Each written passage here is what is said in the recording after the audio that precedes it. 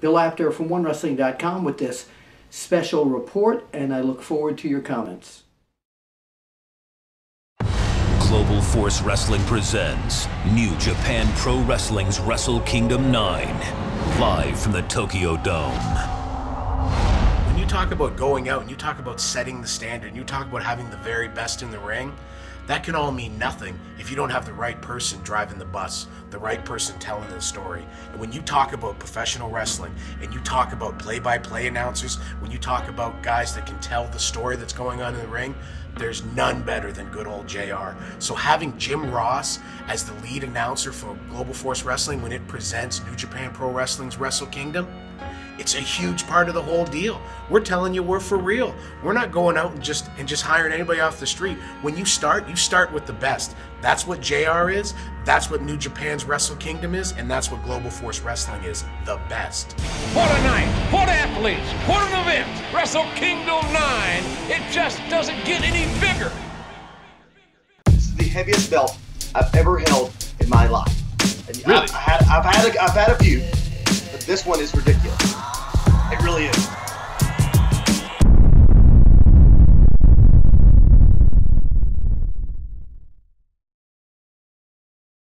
OneWrestling.com reporter Andre Corbeil would like to thank Global Force Wrestling for their footage and logo permissions within this One Wrestling broadcast.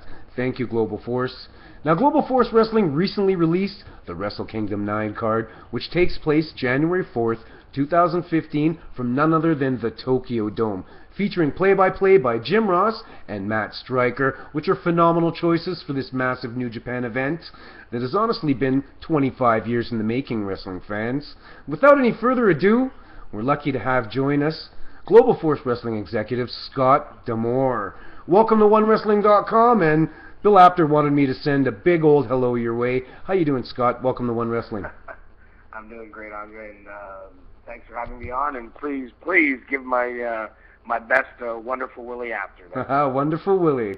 Now, our first match we have for the card, not in any order, Scott, is Kyle O'Reilly and Bobby Fish as they defend the IWGP Junior Tag titles against Alex Shelley and Kushida, Rocky Romero and Alex Kozlov, and last but not least, the Young Bucks. And this could be the Match of the Year candidate. What do you think, Scott?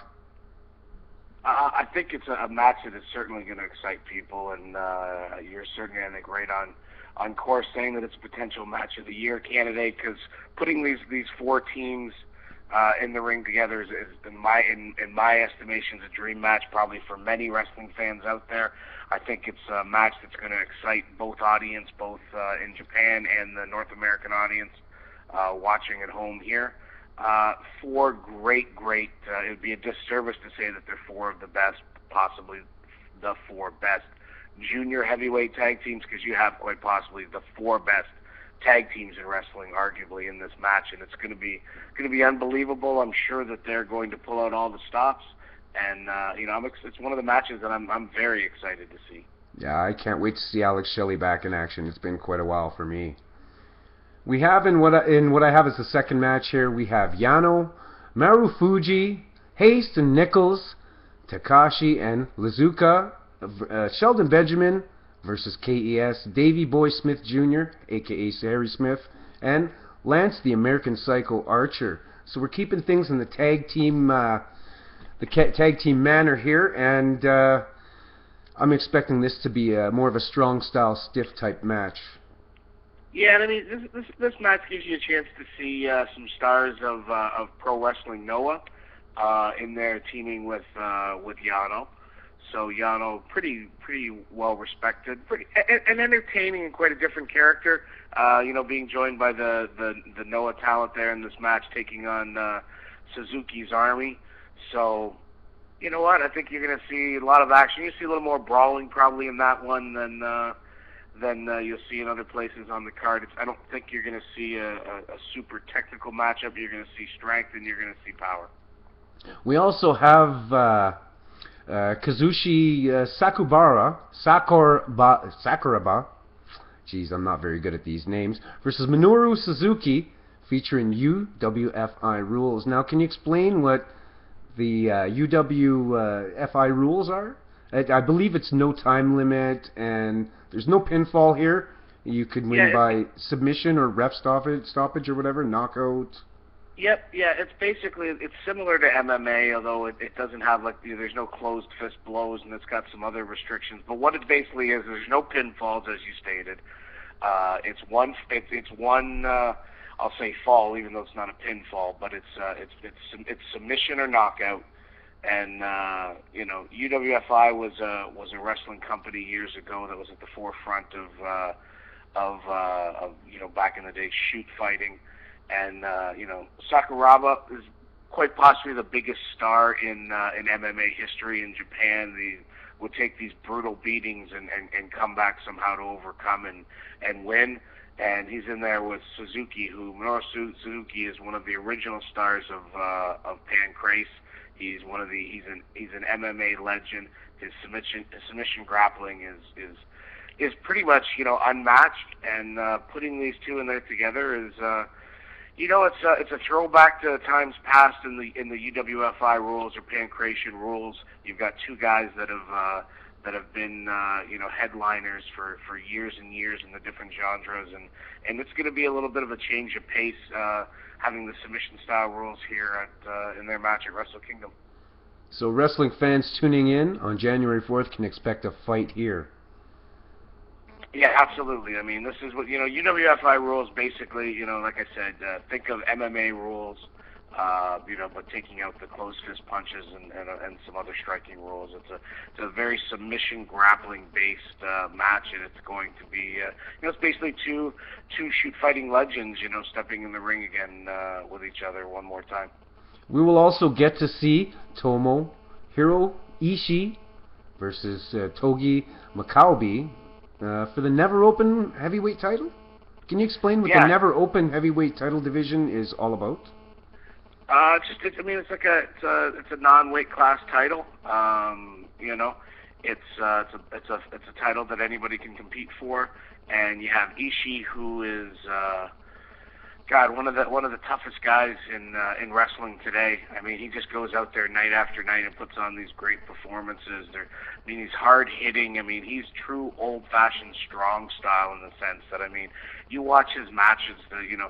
The intensity of it, it's borderline brutal that sometimes you cringe watching some of the matches. And he separated his shoulder this past summer in the G1 Climax, and he still went out there night after night with a separated shoulder and still put on these amazing matches. And Makabe is a big, strong brawler, kind of think Japanese Bruiser Brody. And again, you have another match here. It's gonna be hard hitting. It's gonna be strong. It's gonna be a great display of some traditional Japanese style, strong style wrestling with some character and some brawling thrown in. And Ishii's a former IWGP World Heavyweight Champion as well. So 4 matches into the card, and we're featuring former world champions already at this Wrestle Kingdom 9 pay-per-view. Stacked card, can we say? Stacked card. We then have Tenzan, Kojima, Hama facing the Bullet Club's Jeff Jarrett, Bad Luck Fale, and Takahashi. I think we're going to be a little biased on this one.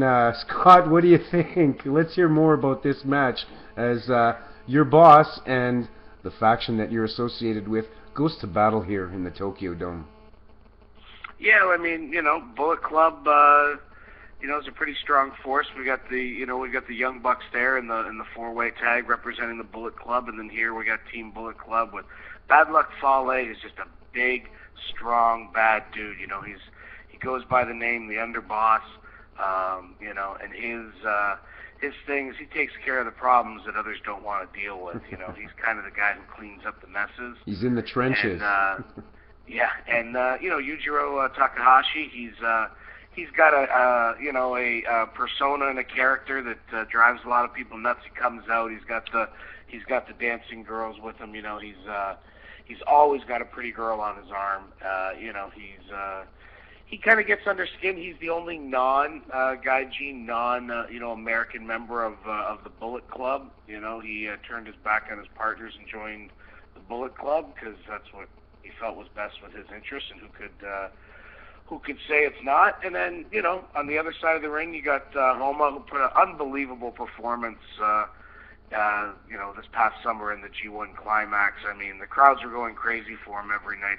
His win-loss record is certainly far from stellar, but the fighting spirit that he brings out there every night, and the you know, the series of quality matches he's been putting out has certainly got him moving up the ranks.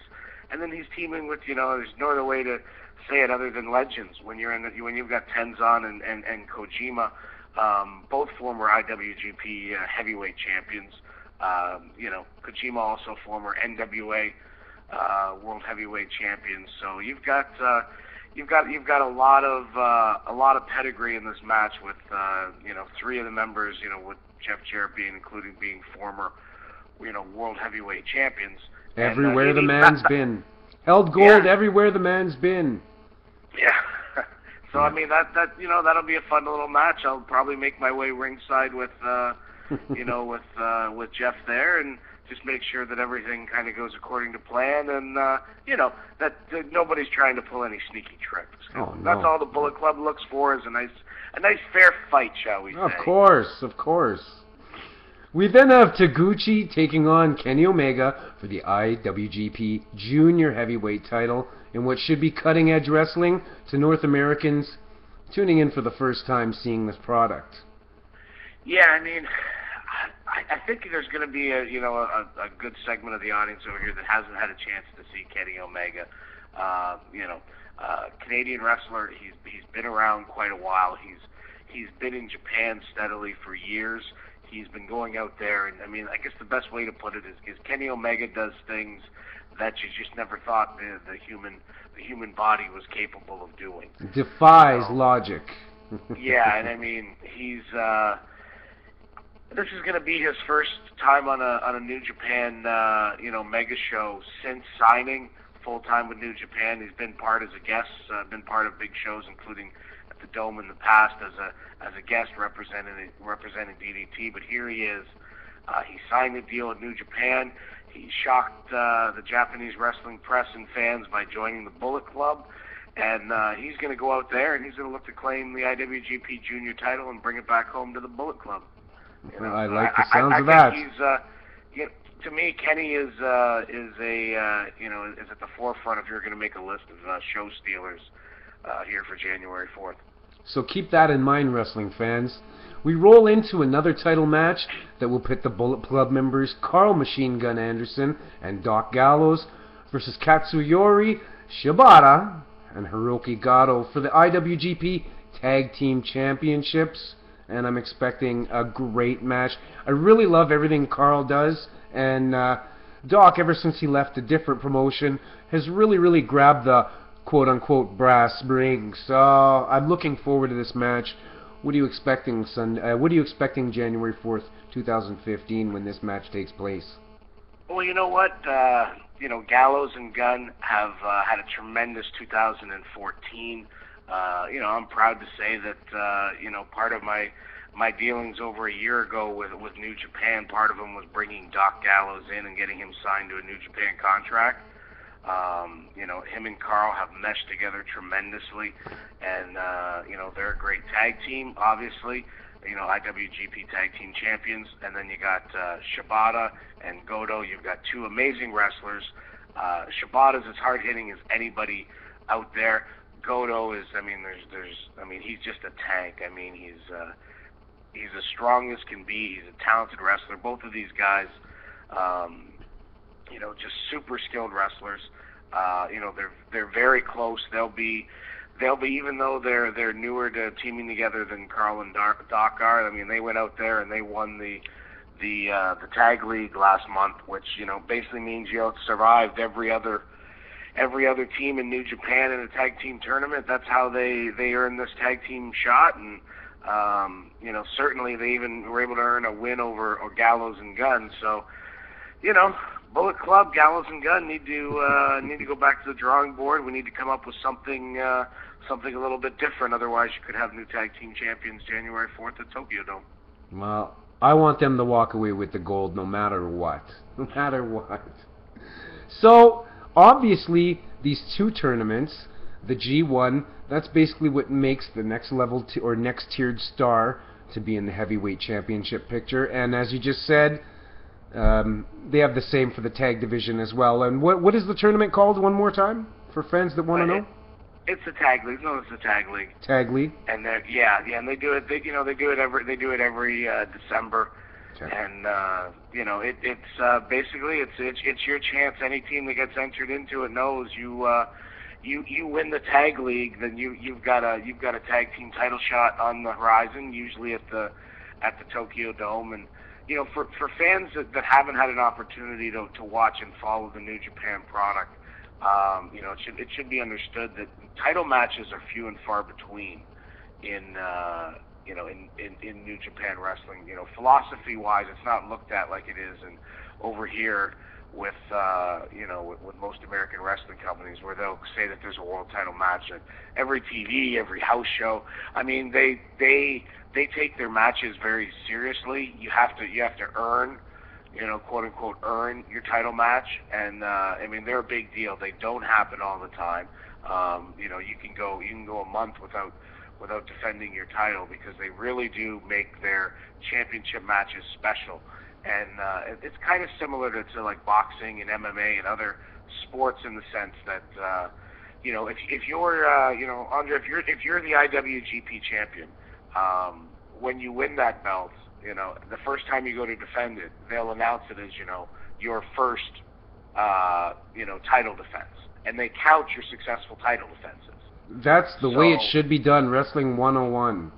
Yeah, so I mean, it means something. So it's not like, I mean, and I'm not knocking anybody, but if John Cena is the world champion, he defends it on every house show. They make it like, because I know they're trying to make everything seem important, but to me, you're doing a disservice. Here, there's things that can happen that are important, that can have impacts on on a company and on a promotion, storyline wise and product wise, without putting the title on the line every night. I think one of the things that I really like about the New Japan product is they really work to keep their title matches special.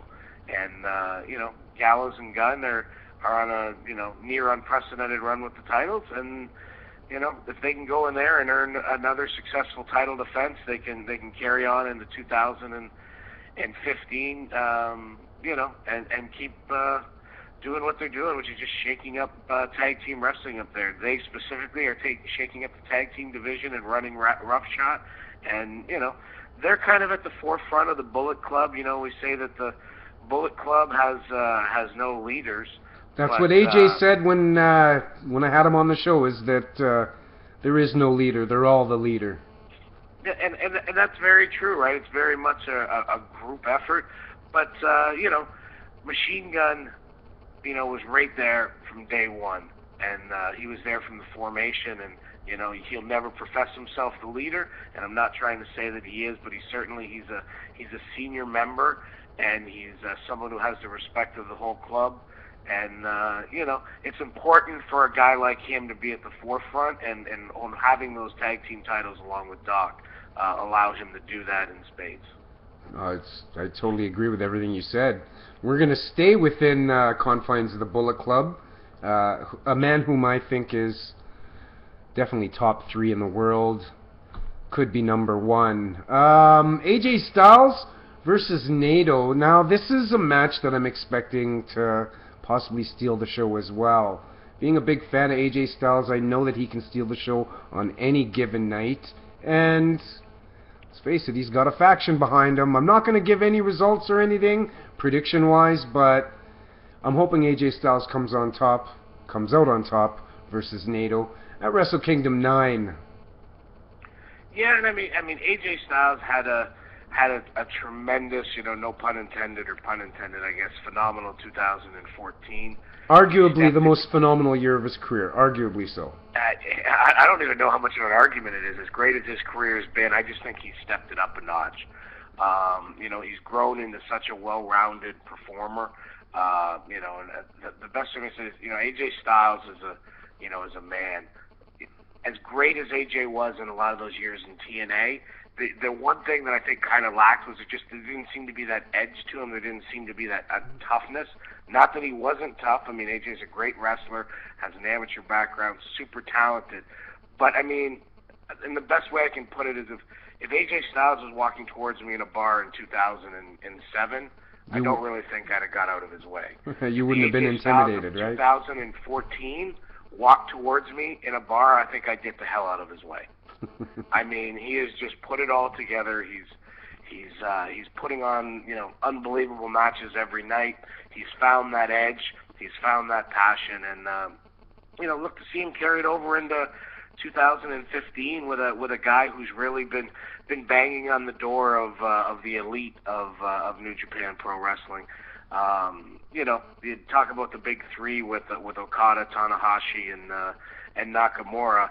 Well, you know, Naito has been right there. He's been like that fourth guy that's just trying to jump into that group, you know, and cement himself in that spot. He's proven that he can compete with those guys. He's just got to prove at this point now if he can compete night in and night out the way those guys do at that amazingly high level. And he's got his hands full in there with AJ Styles, and you know, again, this is a match that I'm sure is in the running for match of the night, and you know, AJ Styles still has something to prove.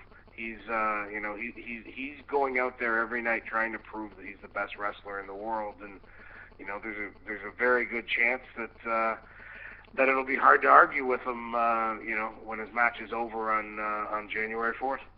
And in recent memory, I can't think of a world champion. You go to the earlier half of the year when he was defending the TNA World Heavyweight Championship worldwide and arriving in New Japan, capturing the title pretty much right off the bat. So arguably, again, this is AJ Styles' most phenomenal year in a very phenomenal career. The best. I'd have to think that it's his best year.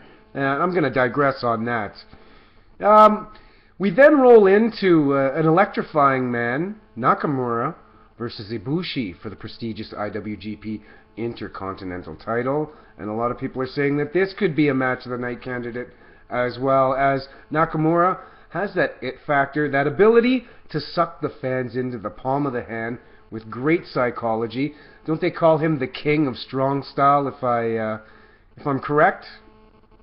Yeah, absolutely. I mean, it's don't let the antics fool you. I mean, you're dealing with a world-class wrestler, decorated amateur wrestler, and mixed martial artist.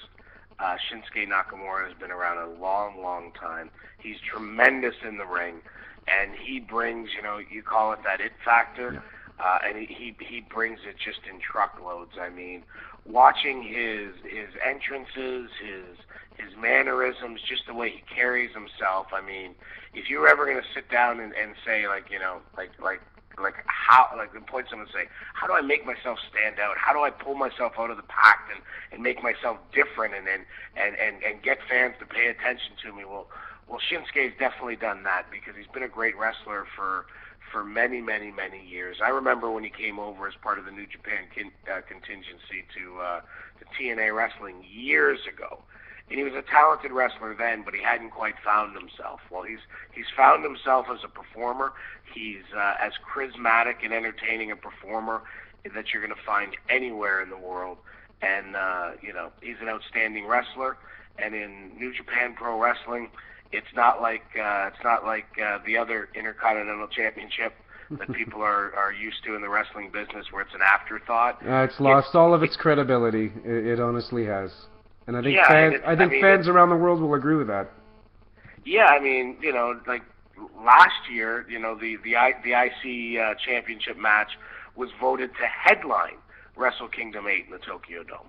You know, it's not like you've got the IWGP Heavyweight title that everybody, you know, there's that title, and then, you know, oh, whatever, like, you know, the IC belt is just something, you know, in the second or third match. It's 1 and 1A, and you know, depending on the day, it challenges to be the most coveted, championship in New Japan Wrestling in the Japanese wrestling world. And when you have a champion like Shinsuke Nakamura carrying it, it becomes even more coveted, because if you can knock off Shinsuke for the IC belt, you're cementing yourself as a main eventer, from that second on. Oh, heck yeah. There's a lot of people out there that say Nakamura is on cue with the next two superstars we're going to touch base on within the main event, none other than Tanahashi versus the Rainmaker Okada for the big one, the IWGP title, and the main event at Wrestle Kingdom 9, 2015.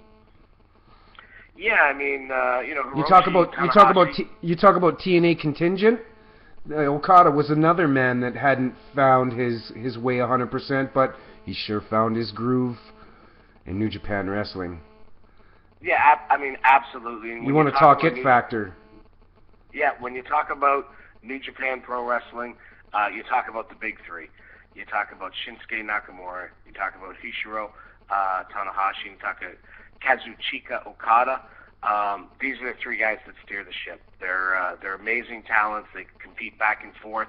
Everybody's fighting, like I was talking about earlier. Naito trying to prove that he belongs at that level of the big three. Well, Tanahashi is.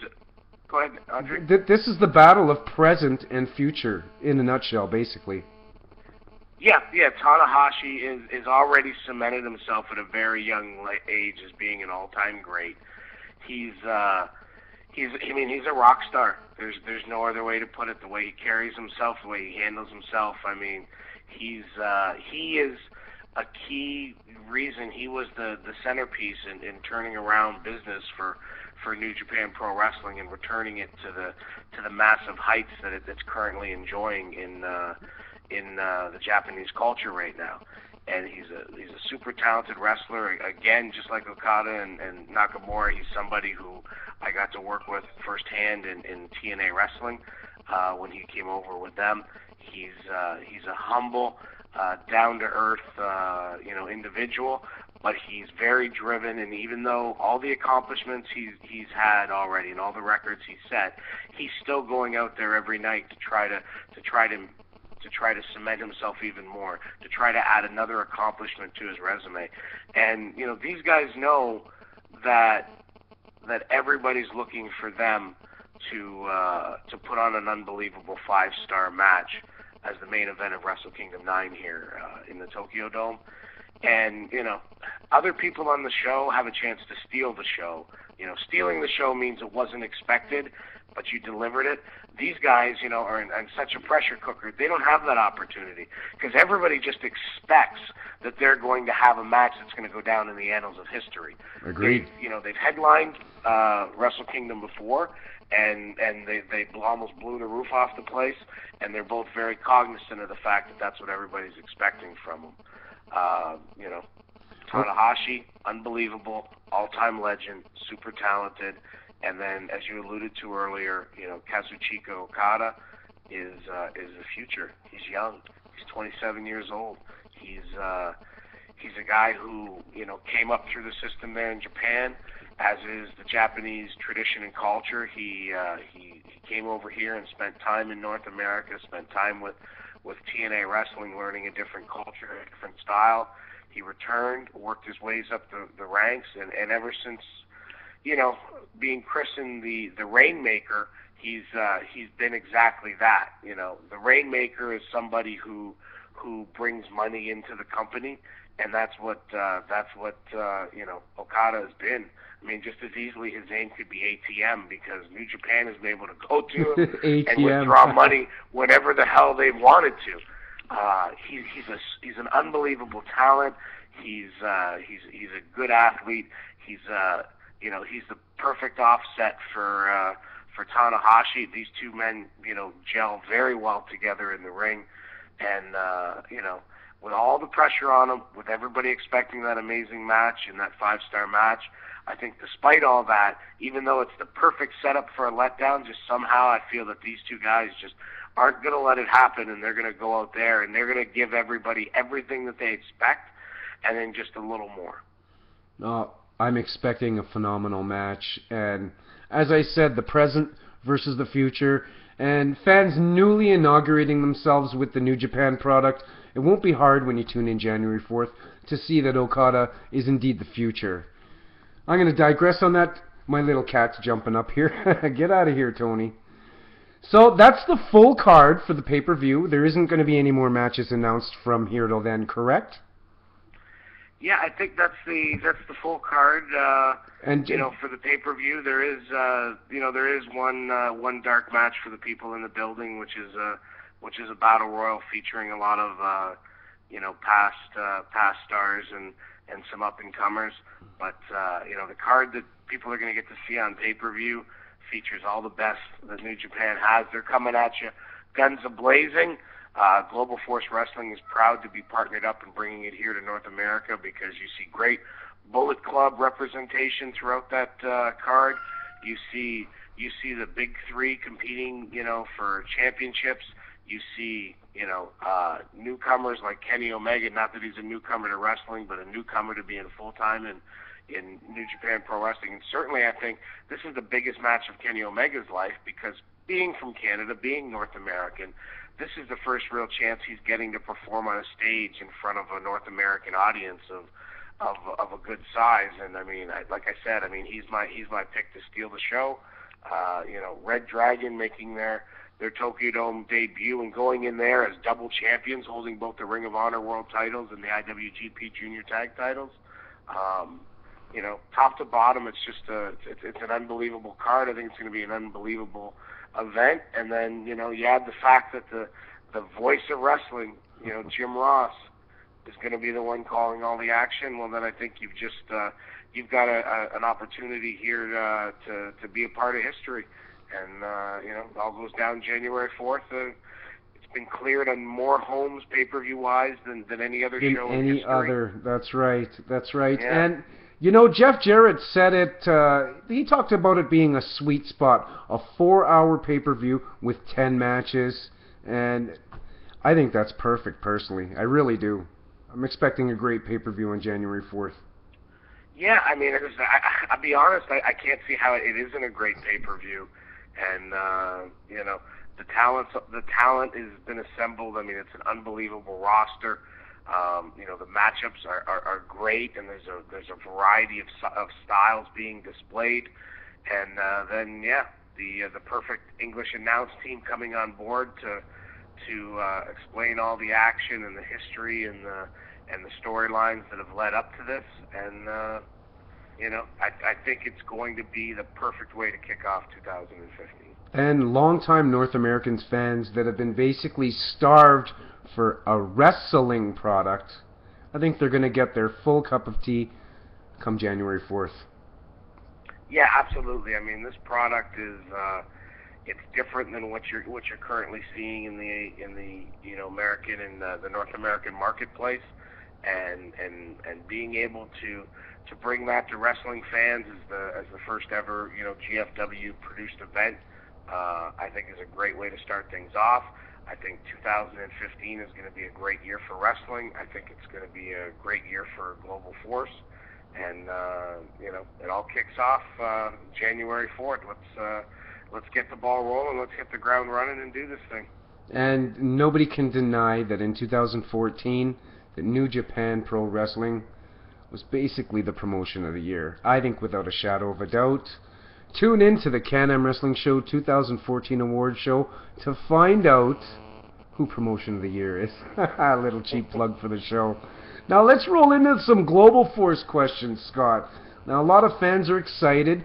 The new brand has generated a lot of excitement, and I'll tell you something, these are kind of like the days of old where wrestlers are beginning to have options, and that's, in my opinion, one of the things that was wrong with the industry over the last decade or so is that lack of or lack thereof places to go for talent, so you have your talents walking on eggshells. So I think this is a very exciting time. I don't think it could have come at a better time, and I think the sky's the limit for Global Force Wrestling. Now, explain to the fans Jeff Jarrett's Global Talent Exchange intentions and philosophy. Well, I think the best way to sum it up is to say that in wrestling we've seen it over the course of years. It's always been a very closed mindset in the sense of, if you're part of ABC Wrestling, then all that matters is ABC Wrestling. We only talk about ABC Wrestling. If something happens outside of ABC Wrestling, then don't acknowledge it. Don't pay any attention to it. Don't draw any attention to it. Just focus on what we do. Only pay attention to that and disregard everything else. That's, don't work with anybody else. Don't talk about anybody else.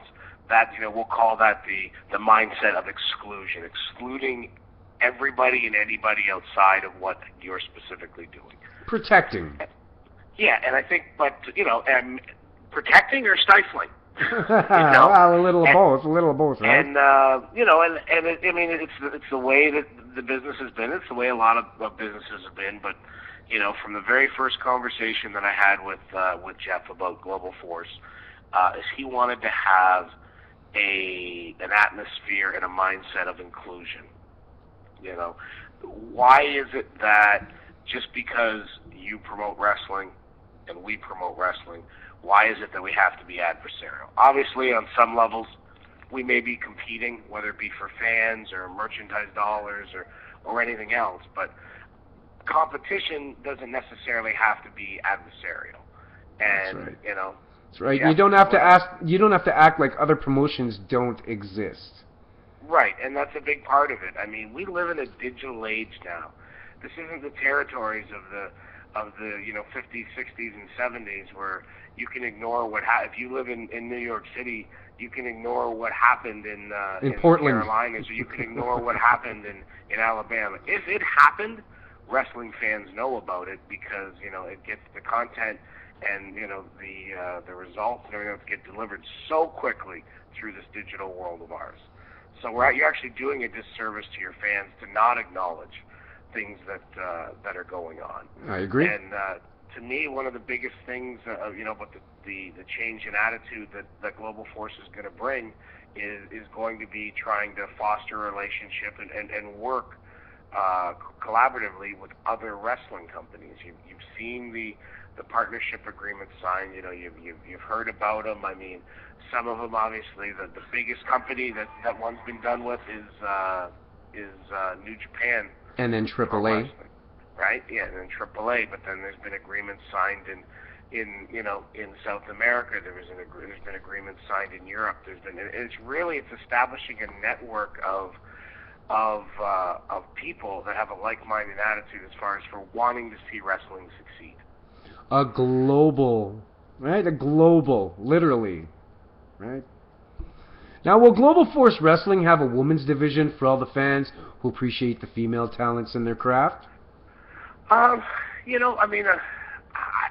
can't see it not having a women's division, right? I was there when we created the Knockouts division, and that was the greatest era in women's professional wrestling, was that time in TNA. I have to admit it. I don't think there was a more exciting time or a more exciting women's division other than that moment in time. And partially, I have to thank you for that. So do the fans. I was honored to be part of it. I'm very proud of what we did with the Knockouts division. There was a lot of people that scoffed at it when the idea came up, and it took a long time to get people on board with doing a women's division. It started very slowly. We fought and fought and fought to get just a single women's match in TNA. And then to try to get a little women's match, one here and one there, right, before the actual division was formed.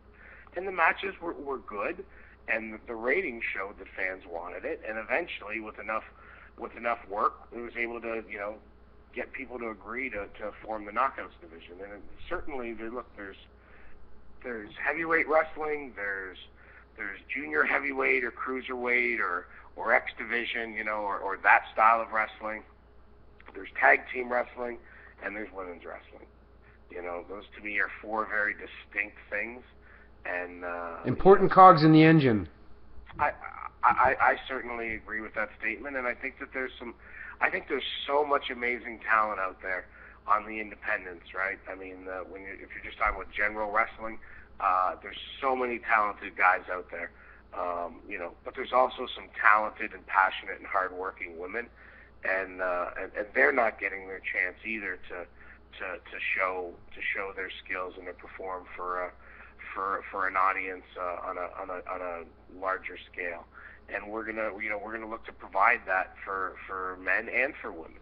If you're out there, if you're performing well, we're gonna hear about it. And that's part of our partnerships with people, is we want to know what's going on in the wrestling world. We want to acknowledge things that are noteworthy, and we want to put a system in place where people that work hard and put out good performances can be rewarded by being able to display those performances for a broader audience. Now, what other divisions or weight classes can we expect to see in Global Force? Like I said, we're not really at that point where we haven't signed up our roster. But like I said, certainly, obviously, I think in this industry, you're always going to have a heavyweight championship. I think the TNA X Division championship and that style of wrestling has cemented itself in the mindset of wrestling fans in North America. Much like in Japan, there's always a heavyweight and a junior heavyweight division, and the junior heavyweight term never translated over here into to the North American audience. And I think it's important that people see that division, whatever it's called, not as secondary to the heavyweight title, but just as different than the heavyweight division. And I think that's when things were going well in TNA. I think that's people like to dog TNA about a lot of things, but one thing you got to tip your hat to them is they've been a tremendous job over the years of making the X Division Championship important, different and important, and it presents a different style, and it gives a more high flying performer a chance to go out there and compete. And it also contributes to the overall identity of the promotion as well. So yeah, absolutely. Yeah. So I think you're going to see something along those lines. And then look, this is wrestling. There's always going to be tag team wrestling. So I'd be shocked to see a company that didn't have. I'm trying to even think of the last time I saw a wrestling show where there wasn't a tag team match. At least one, if not two or three. Well, do you remember in the late '80s? Obviously, you do. Tag team wrestling was a focal point, and well, now from my understanding, the North American audience can purchase this January 4th pay-per-view on any and every provider available in North America. Is this correct information for fans interested in purchasing the Wrestle Kingdom 9 pay-per-view?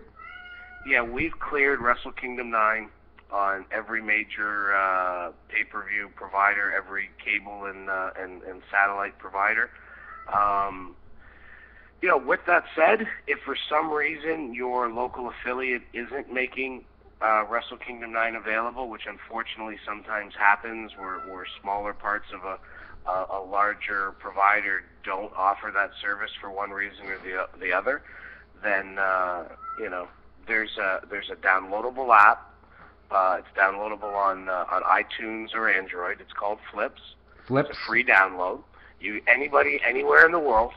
So if for some reason your cable or satellite provider isn't making Wrestle Kingdom available, or if you're one of those people that is unplugged and you get all of your content digitally and don't even have a cable or satellite provider, as is the case with some now, you can download the Flips app and you can purchase Wrestle Kingdom 9 on Flips.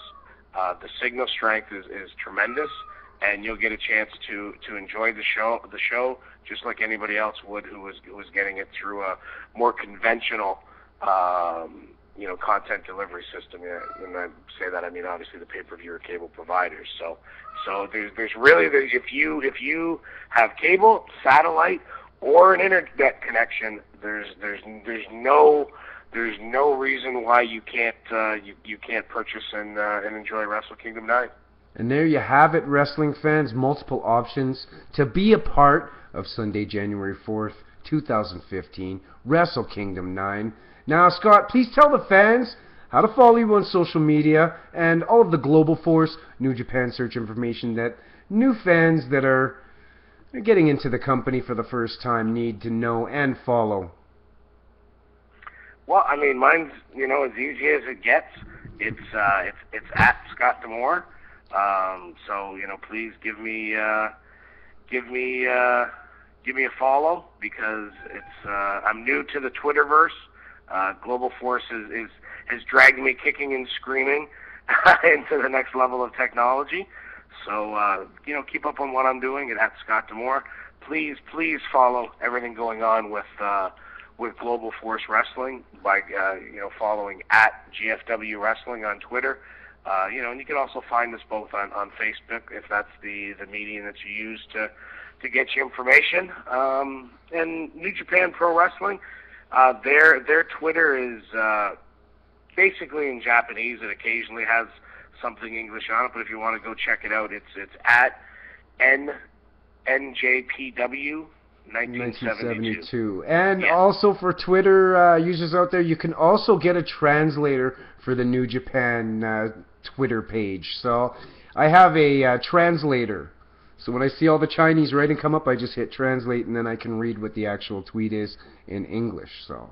Oh, awesome. See, I learn something new every day. Now, we're knowledgeable, we're passionate wrestling reporters here at OneWrestling.com, and we do this for each and every one of you guys. Now, you can follow us at www.OneWrestling.com, One Wrestling on Twitter, Apter One Wrestling on Twitter for the legendary Bill Apter, Andre_Corbeil on Twitter for myself, and follow Big Ray at Big Ray Show, Billy Ray Hustle at Billy Ray Hustle, and Bill Schuyler at You Got the Show, the OneWrestling.com family. I want to thank you for joining us here at the home of the legend, the icon, Bill Apter. And thank you for this interview, Scott. It's been great. It's been informative.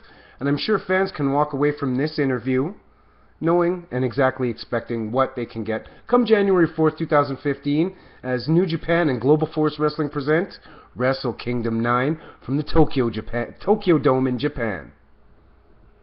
Yeah, I appreciate you having me on and helping us promote the event. And, you know, I'll just close by telling fans if they've you know, haven't been excited about wrestling in a little bit, I think this show can help get them excited.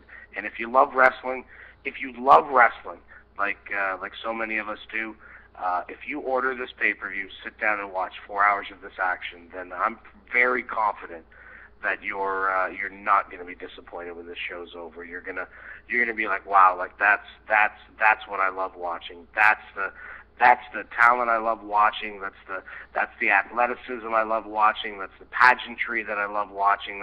That's the reason why I'm a wrestling fan. That's what I've been waiting to see for years. I'm excited. I'm exciting. It's almost like wrestling is back at the forefront. I'm going to point at the camera like Bill Apter does. I'm going to say, we'll see you at the matches. Andre Corbeil. That's right. This is Petey Williams' definition of make-believe muscle, and I need you to subscribe to Andre Corbeil on YouTube. We got the hardcore legend, an icon in this industry, none other than Mick Foley. DDP better put some damn clothes on or I'll whoop his ass. And that's the bottom line, cause Stone Cold said so. AKA formerly Brodus Clay the Funkasaurus, and you do know that.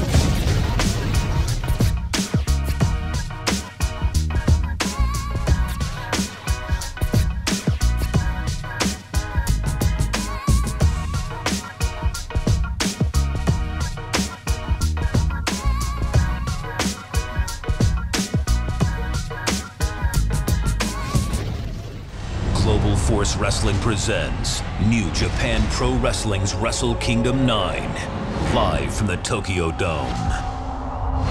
When you talk about going out and you talk about setting the standard and you talk about having the very best in the ring, that can all mean nothing if you don't have the right person driving the bus, the right person telling the story. And when you talk about professional wrestling and you talk about play-by-play announcers, when you talk about guys that can tell the story that's going on in the ring, there's none better than good old JR. So having Jim Ross as the lead announcer for Global Force Wrestling when it presents New Japan Pro Wrestling's Wrestle Kingdom It's a huge part of the whole deal. We're telling you we're for real. We're not going out and just hiring anybody off the street. When you start with the best. That's what JR is. That's what New Japan's Wrestle Kingdom is, and that's what Global Force Wrestling is. The best. What a night! What athletes! What an event! Wrestle Kingdom 9. It just doesn't get any bigger.